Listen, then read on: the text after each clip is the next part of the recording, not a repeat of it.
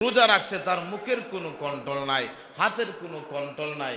যেই লোকটা রোজা রাখছে আপনার সিয়াম সাধনা আছে ঠিক আছে, কিন্তু ফজরের নামাজ নাই, জোহরের নামাজ নাই, পারলে এমন মানুষের কাছে ইসলামের দাওয়াতটা পৌঁছাবেন, ভাই আমার চাচা রোজা রাখছেন, কষ্ট করে নামাজটা পড়ুন, তাহলে আপনি পরিপূর্ণ নামাজি, পরিপূর্ণ রোজাদার।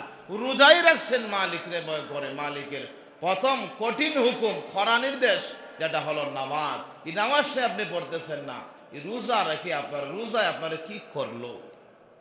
রোজায় তো সোজা করবে, রোজা রাখিয়ে যদি আপনি 5 ওয়াক্ত নামাজই পড়তে পারলেন না, এই রমজান মাসেই, রমজানের পরে আপনারে কুইজা পাওয়া যাইব?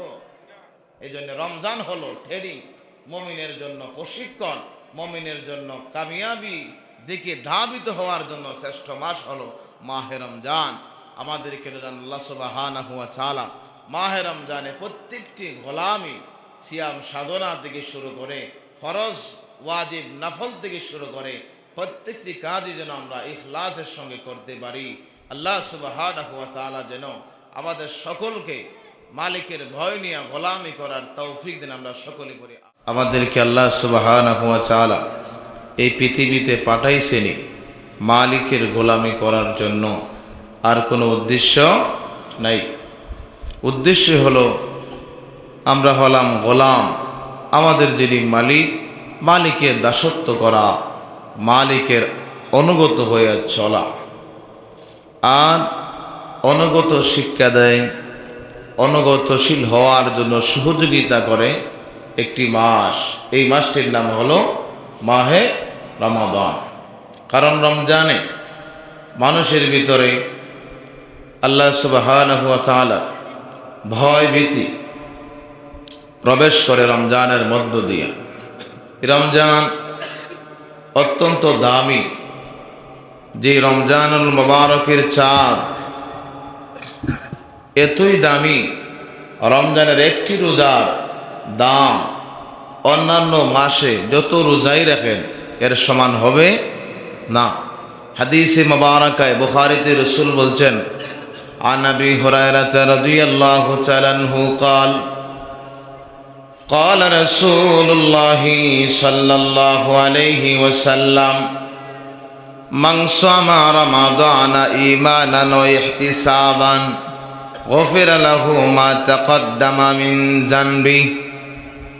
বুখারীতে আমার নবী বলেন, আবু হুরায়রা থেকে বর্ণিত, রাসূল পাক সাল্লাল্লাহু আলাইহি ওয়াসাল্লাম ইরশাদ করেন, মান সামা রমাদানা, যেই ব্যক্তি সওয়াবের আশা ঈমানের সাথে মাহে রমজানের একটি রোজা রাখলো, ওয়া ইহতিসাবান গফিরা লাহু মা তাকাদ্দামা মিন যানবি, ঈমানের সাথে সওয়াবের আশা একটি রোজা রাখার কারণে আল্লাহ সুবহানাহু ওয়া তাআলা আল্লাহর বান্দাদের বিগত দিনের সমস্ত অপরাধ মাফ করে দেয়। জুড়ে বলেন সুবহানাল্লাহ। এক রোজা, এই জন্য এক রোজা রাখিয়েও যদি কেউ মারা যায় মাহে রমজানে, অনেক মানুষেরা আমাদের কাছ থেকে বিদায় নিয়ে চলে যাচ্ছে উম্মতে মুহাম্মাদি।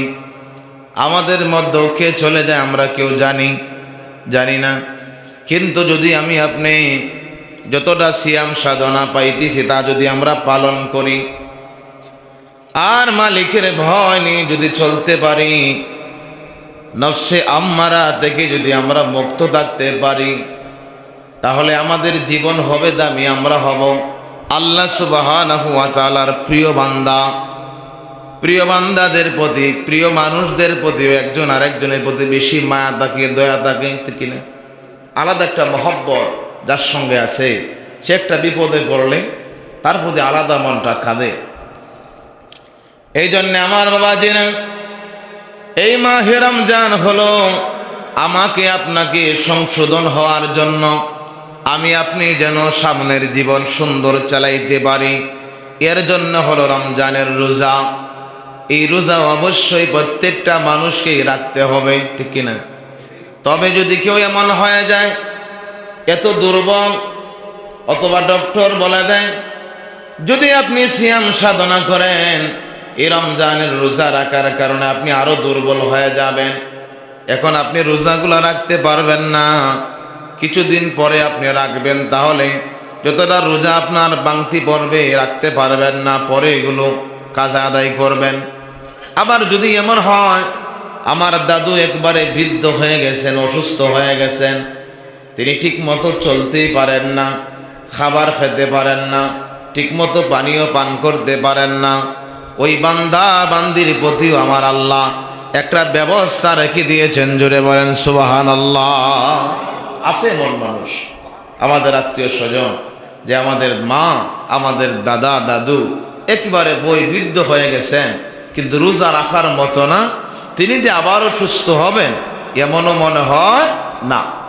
এমন মানুষের জন্য আল্লাহ কোরআনে বলে দিয়েছেন, যদি আমার বান্দা বান্দি বয়সের কারণে বৃদ্ধ হয়ে যায়, দুর্বল হয়ে যায়, আর সুস্থ হবে, রাখতে পারবে এমন মনে না হয়, যদি মানুষটা যুবক হয়, যদি ডক্টর বলে অসুস্থতার কারণে তার কিছু রোজা ভাঙতি হতে পারে, অথবা পুরা মাস শেষে রোজা রাখতে পারলো না, পরে রাখতে পারবে একটা আশা থাকে, ঠিক নেই, কারণ তার শরীরে রোজা রাখার মতো ক্ষমতা আছে, অসুস্থতার কারণে সে রোজা রাখতে পারতেছে না।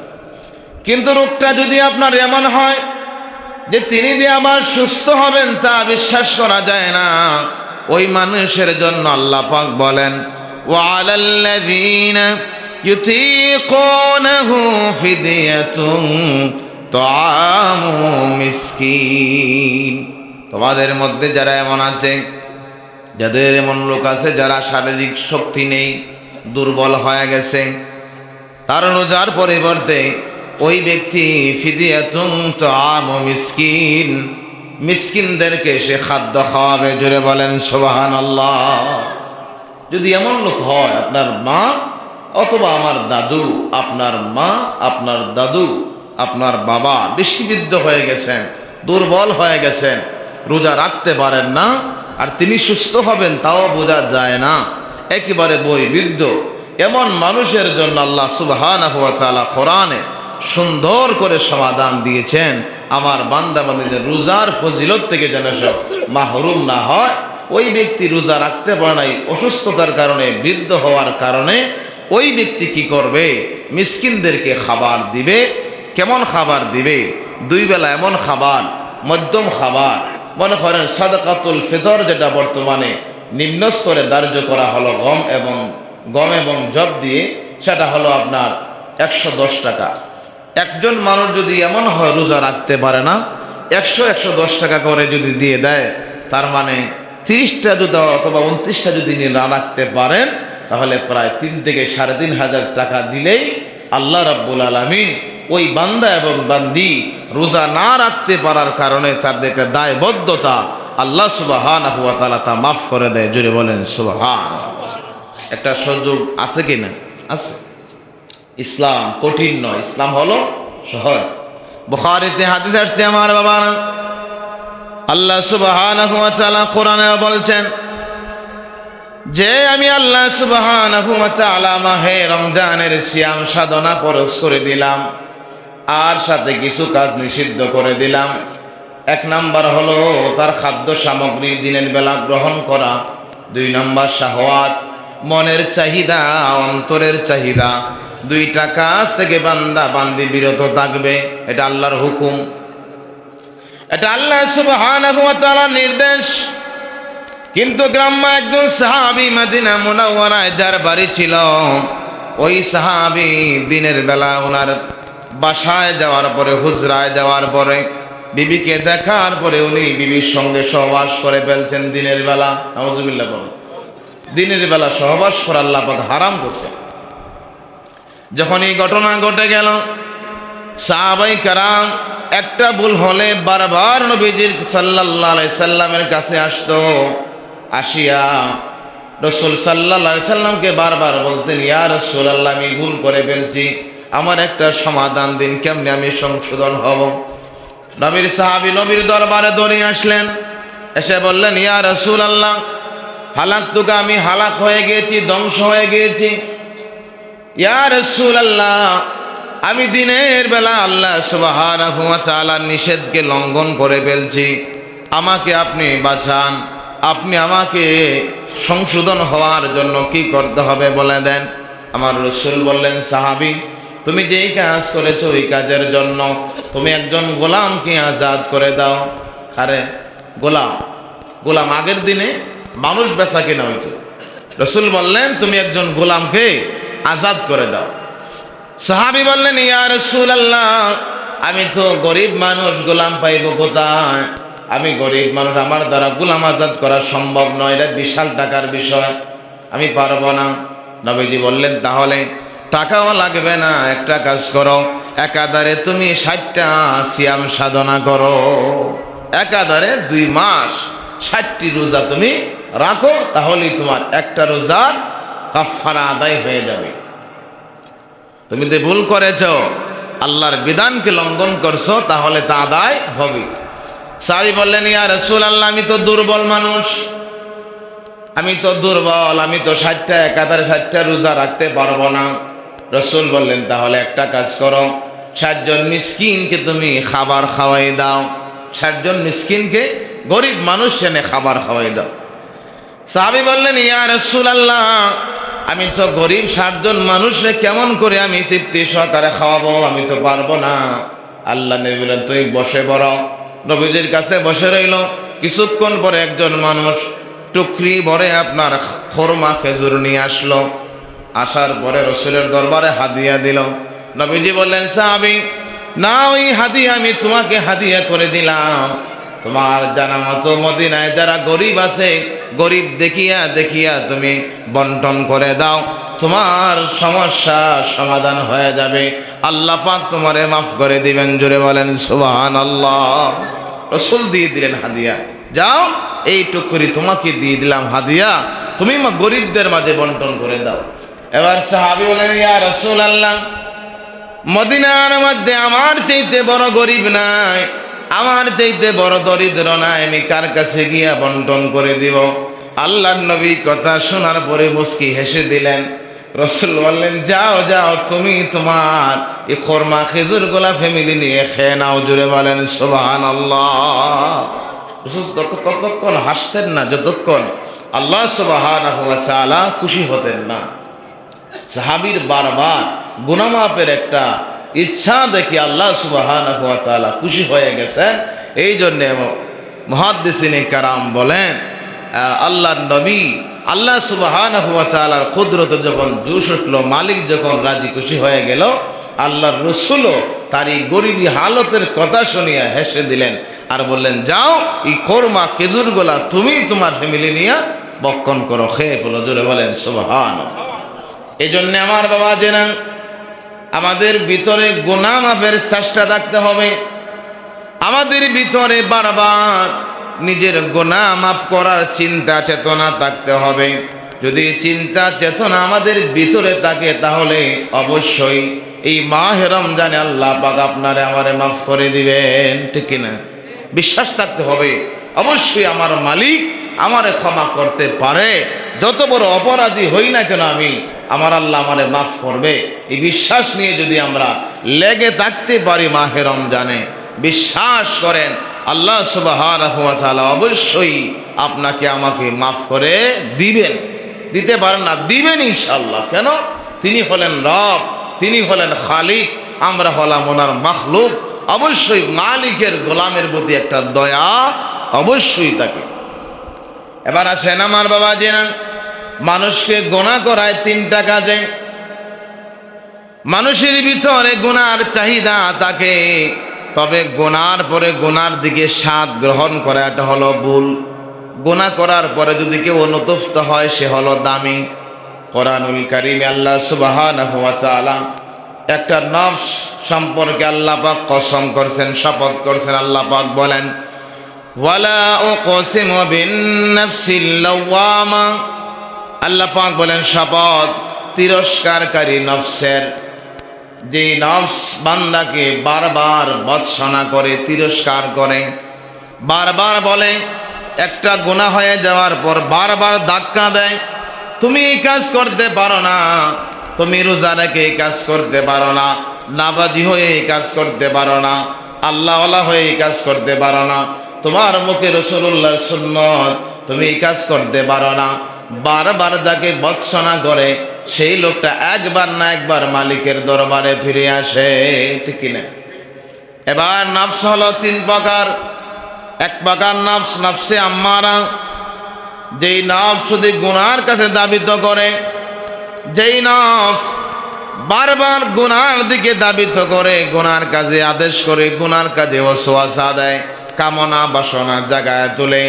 এই নফসে আম্মারা যার মধ্যে আছে, ওই লোকটা তাওবা করার সুযোগ আর পায় না, কারণ গুনাহ করলে তার মনের মধ্যে আনন্দ লাগে। দুই নাম্বার যে নফসের কথা আল্লাহ কোরআনে বলছেন তা নফসে লাওয়ামা। নফসে লাওয়ামা হলো এমন যেই নফস একটা অপরাধ হয়ে গেলে, একটা ভুল হয়ে গেলে বারবার আপনার মন থেকে আপনাকে সিগন্যাল দিবে, তুমি কেন এই কাজটা করলে, তা করা ঠিক হয় নাই। একটা ভুল হয়ে গেলে বারবার যেই বান্দার ভিতরে অনুশোচনা আসে, ওই লোকটার ভিতরে নফসটা হলো নফসে লাওয়ামা। নফসে লাওয়ামা অর্জিত হওয়ার কারণে আল্লাহর বান্দা বারবার তারে ভৎসনা করে, একবার না একবার। সকালে যদি ভুল করে, বিকালের ভিতরে, সন্ধ্যার ভিতরে মালিকের দরবারে তাওবা করার তার সুযোগ হয়ে যায়। সুবহানাল্লাহ। কিন্তু নফসে আম্মারা হলো ব্যতিক্রম, যেটা গুনাহ করতে করতে একবারে অন্ধকার করে ফেলে কলব, কিন্তু তাওবা করার আর তার ইচ্ছা হয় না। কারণ সে গুনাহকে আর গুনাহ মনে করে না, গুনাহকে সে আনন্দ মনে করে পালন করে, গুনাহকে সে মনের স্বাদ মিটায়া করে। কিন্তু মুমিন বান্দা, মুসলমান, মুত্তাকি, আল্লাহওয়ালা যখন কোনো গুনাহ করে, গুনাহ প্রত্যেকেরই কম বেশ হয়ে থাকে, নবী এবং রাসূল ছাড়া। ও বুজুর্গানের দিনে ভুল হয়েছে, কিন্তু ভুল হয়েছে একবার, তারা কাঁদছেন বারবার। এটা হলো নফসে লাওয়ামা। এই নফসে লাওয়ামা যার মধ্যে আছে, ওই বান্দা ভুল করলেও মালিকের সন্তুষ্টি অর্জন করার বারবার প্রচেষ্টা করে। এই জন্যে আপনি একটু ভাবেন, আপনার যে কলব, যে নফস, এই নফসে বারবার আপনারে বলে কিনা যে তুমি সারাদিন সিয়াম সাধনা করলা, ফজরের নামাজও পড়লা না, জোহরের নামাজও পড়লা না, আসরের নামাজও গেলা না, মাগরিবের নামাজও পড়লা না, এশাও পড়লা না, তারাবির নামাজ না পড়ে তুমি ঘুমাই রইলা। এই রোজা তুমি রাখলা কষ্ট করে, রোজার পরে যে কাজ তা কেন করলা না? যদি আপনারে বারবার সিগন্যাল দেয়, বুঝতে হবে এখনো আপনার ভিতরে পরিপূর্ণ ইমানের নূর আছে, ওই নফসে লাওয়ামা আপনার ভিতরে আছে। আপনি যদি চান মালিকের দরবারে মাফ চান, যত বড় অপরাধী আপনি হন, অবশ্যই আল্লাহ পাক আপনারে মাফ করে দিবে। এবার নিজেরটা নিজে মিলান, যে ভুল হওয়ার পরে, নামাজ ছেড়ে দেওয়ার পরে, কোনো গুনার কাজ করার পরে, অন্যার একজনের প্রতি আরেকজনে অন্যায় করার পরে আপনার মনে বলেনি যে তুমি এই কাজটা করতে পারো না, যদি বলে তাহলে আপনি কামিয়াব, তাহলে আপনার ভাগ্যে মৃত্যুর আগে খালেস তাওবা নসিব হবে। কারণ নফস আপনাকে অবশ্যই বারবার সিগন্যাল দিবে অনুতপ্ত হওয়ার জন্য, মালিকের দরবারে ফিরে আসার জন্য।